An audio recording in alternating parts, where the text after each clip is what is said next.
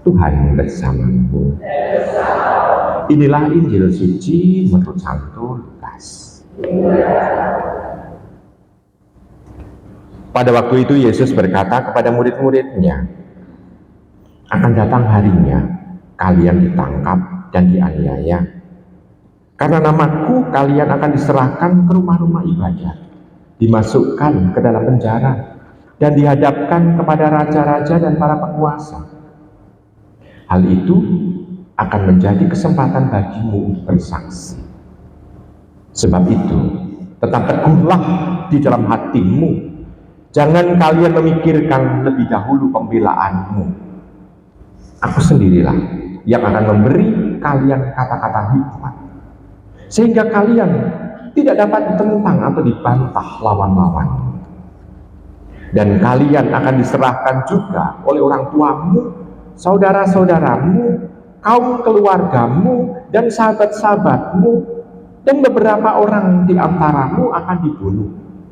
Karena namaku kalian akan dibenci semua orang. Akan tetapi tidak sehelai pun rambut kepalamu akan hilang. Kalau kalian tetap bertahan, kalian akan memperoleh hidup. Demikianlah sabda Tuhan. Ibu, bapak, saudari-saudari terkasih dalam Tuhan, bacaan Injil hari ini itu bukan pilihan kita atau kita semena-mena memilih bacaan Injil ini, namun ini adalah pilihan gereja yang sudah diatur putaran tahunan.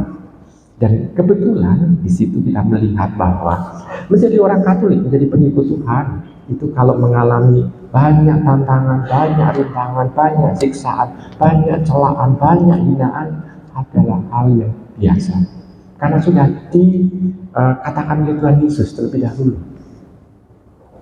Tidak perlu diberitakan, karena memang menjadi pengikut Tuhan itu konsekuensinya seperti itu. Tetapi kalau ada mengalami kemudahan, mengalami sesuatu yang indah, suatu kebaikan dari Tuhan, sesuatu yang luar biasa dari masyarakat, itu yang baru diberitakan. Saya menceritakan apa yang saya alami pada waktu itu, waktu saya ditugaskan di Jakarta. Saya ditugaskan di Jakarta di satu paroki, dan walaupun namanya paroki tapi tidak mempunyai gedung gereja, masih pinjam 2 gedung gereja, jadi bisa dikatakan 2 kapel, masih pinjam. Yang satu pinjam ikumene di Marinir, yang satu pinjam di Panti Asuhan. Walaupun namanya paroki tapi nggak punya yang namanya gereja. Paroki pastoran ada, tapi pastorannya itu adalah bekas rumah orang Betawi yang kalau hujan itu bocornya sampai 7 tempat. Ya. Kenapa? Karena pembangunan gereja tidak pernah dapat izin. Walaupun usia pada saat itu usia parokinya sudah 8 tahun, tetapi belum dapat izin. Saya baru mendengarkan izin baru turun kemarin, tahun kemarin, setelah 26 tahun mengurus. Luar biasa, 26 tahun mengurus izin berdirinya gereja. Dan tempat untuk mendirikan gedung gereja itu tidak jauh dari tempat di mana ada banyak mahasiswa yang pada waktu itu sedang rosario, lalu dilarang oleh misalnya itu oknum RT-nya. Jadi kita bisa melihat bahwa menjadi orang Katolik adalah seperti itu.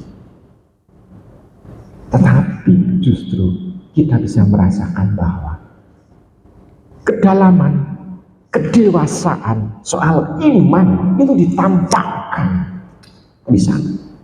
Sehingga menjadi Katolik tidak pernah itu karena demi kemuliaan, demi sesuatu yang baik diterima di masyarakat, tapi justru kedalaman iman, kedewasaan iman teruji di sana.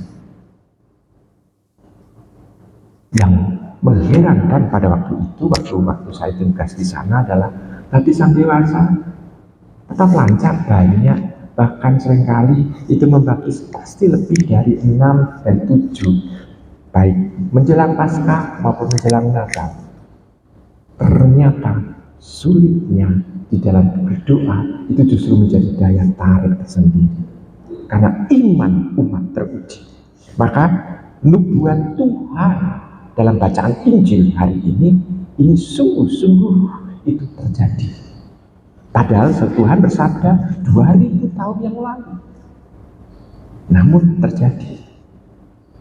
Ibu bapak, saudari, terkasih dalam Tuhan, banyak juga kita mendengarkan kisah, menjadi orang Katolik itu pangkat itu sulit untuk naik, gaji sulit untuk naik, menjadi pemimpin sulit, dipersekusi di sana sini sulit.